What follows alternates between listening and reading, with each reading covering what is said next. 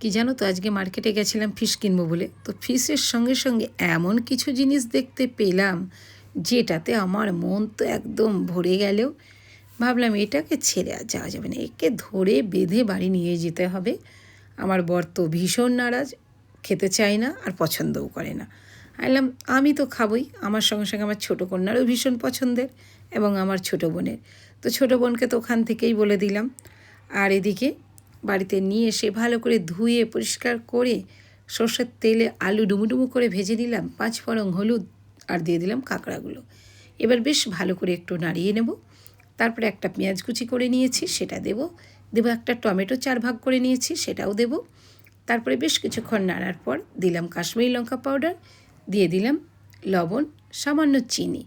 এবার বেশ একটু নাড়ার পরে দিয়ে দেব সামান্য আদা বাটা, ওই 2 চামচ মতো, ছোটো চামচে। তারপরে বেশ কিছুক্ষণ নাড়িয়ে নেব।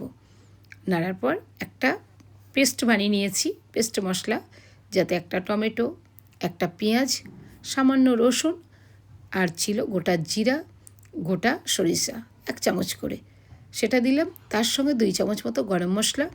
বেশ কিছুক্ষণ মশলাটাকে কষিয়ে দিয়ে দিলাম কাঁচা লঙ্কা কুচি, পরিমাণ মতো জল।